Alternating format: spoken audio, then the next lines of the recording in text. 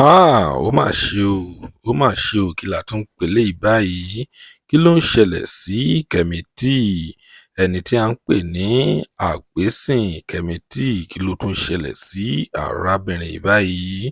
Arábìnrin yìí ó ti kọ àwọn nǹkan kan sórí ìtàkùn ayélujára rẹ̀ Instagram tó jẹ́ wípé ó gbomijé lójú ẹni, ó panilẹ́kún gidi gan, tó jẹ́ wípé tí èèyàn bá gbọ́ ìròyìn náà yóò máa wọ ẹkún mu ni bíi gàárì, torí wípé ọ̀rọ̀ náà ó dùnyàn gidi gan. Ẹ̀yin èèyàn wa, ẹ wá nǹkan fìdílé tàbí kí ẹ fìdílé nǹkan.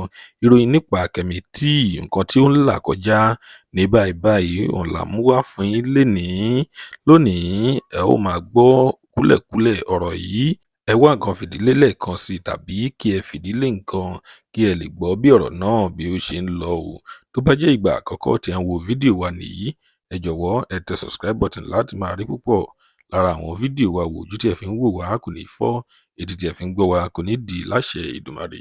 Ọpẹ́ Ọmọ Àjíbóyè lolóròyìn yín, ẹ kú dédé wò yìí níbikíbi tẹ́ bá ti ń wò wá nílé lóko lẹ́yìn odi. Lónìí ìròyìn jẹ́ kó yé wa wípé arábìnrin tí wọ́n ń pè ní Kẹ́mítì ó ti gbé lọ ìtàkùn ayélujára rẹ̀ o, Instagram. Ìtàkùn ayélujára rẹ̀ ló gbé lọ Instagram.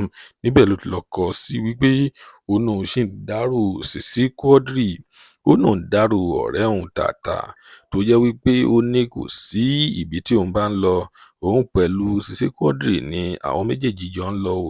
Ẹ ó mọ̀ wípé SISI QUADRI, Kẹ́mítì àti Apákòfọ̀ wọ́n jọ wà gẹ́gẹ́ bí ọ̀rẹ́ ni, ṣùgbọ́n o arákùnrin tí wọ́n ń pè ní SISI QUADRI ó ti kúrò lẹ́rìn wọn báyìí, ikú ti mú lọ, ó náà ṣì ń dárò rẹ̀.